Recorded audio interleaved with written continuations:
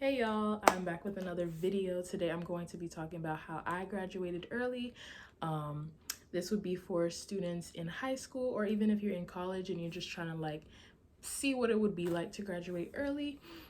In May, it'll make it a year since I graduated, and I do want to note it was never really my goal coming into undergrad to graduate early. It just kind of fell into place, and these are just the things that I did. It might look a little differently for you. So let's get started. So the first thing I will say was in high school, I had the opportunity to dual enroll. I had two colleges literally across the street from my high school. So I focused more on dual enrollment than I did on AP and ACE. If I were to compare AP and ACE, I would put ACE a little bit higher just because it helped me more than AP did. With AP, you're required to take and pass the exam to get the credit and to get the college credit. With dual enrollment, you take the college class and that's it. Like, you already have the credit for it. And with ACE, some schools have it, some don't. It helped me with finances and stuff going into school. There was scholarships and stuff like that. So that was the first thing, because it cut down all of the prerequisite classes that I would have needed to take in as a freshman. So the second thing was I started college in the summer, where a lot of people start in the fall. So I kind of got a little bit of a head start. I got acclimated to the campus, and I continued taking classes in the summer after that.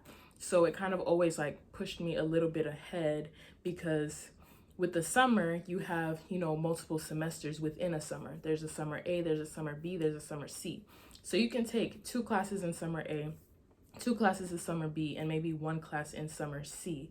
So you already have a whole semester done before fall and spring start again. And even during those times, I didn't stay in on campus. I would go back home for some summers, and I would take classes at the college campuses that were closest to me. So that even is an option. You do kind of have to plan a little bit early, because you have to get approved from your advisor at your school and at the school you want to take the classes at. But it was fairly easy. I know a lot of students that were pre-med would take kind of the harder classes at UF and do it at a local college or university, and it was a little bit easier. I will admit, some of the science classes that I took were much easier at my local university than they were at the University of Florida. I know some people kind of talk about not taking your science classes at your main university, but one of my tutors that's in med school now, she told me, well, for her it worked. She didn't think that it was a problem. So yeah, it's entirely up to you. The third thing I would say is I made a plan. When it came to my sophomore year of undergrad, I realized, okay, it's a possibility for me to graduate a year early. So one was the plan of what classes I was going to take. I personally didn't really rely on my advisors to help me with that. I know there's a lot of jokes if you listen to your advisor, you're going to stay a year past your time. For some people, it really can mess them up. So I made sure I was always aware of what it was I needed, all of the requirements to graduate and all of that stuff. And then I also still used my advisor, because they were still, very helpful. But I also decided to start studying for the GRE at the end of my sophomore year, and that takes months of preparation. So all of it was having a plan. If I'm going to do this, I need to have a plan, to carry it out. And I did want to note to not rule out your advisor, because in my case, my advisor really helped me. I had a plan. I went in and told him, this is what I want to do. There was a semester that I had to take 19 credits, and you're only allowed to take 18. So because I was so cool with him, he was able to approve it and things like that. But if you didn't really know your advisor, they would have to basically root for you to say she can handle this 19 credit course load. If you didn't know your advisor, then they couldn't really help you. So yeah. I also had to make account for things going wrong.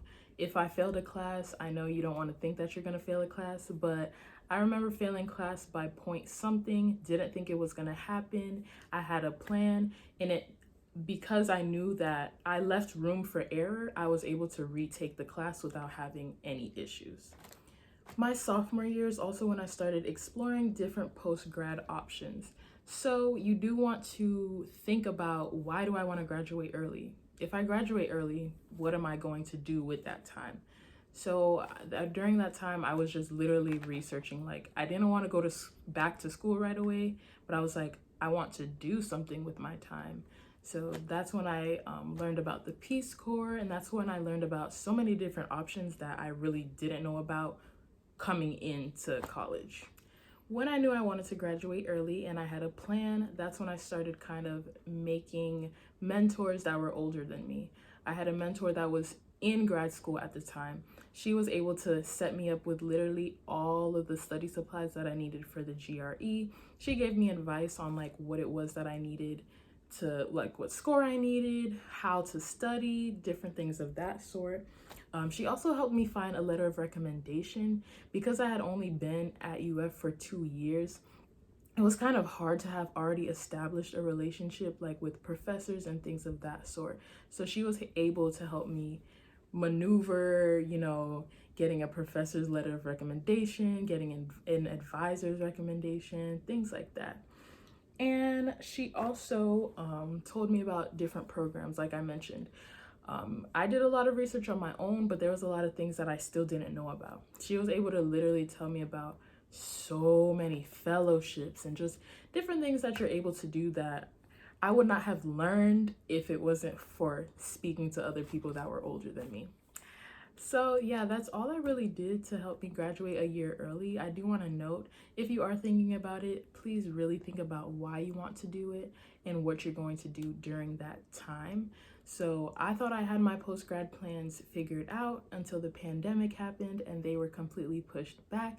So then I had to think about literally a whole new direction of what I was going to do with my life, and I was pretty much thrown into the real world after that.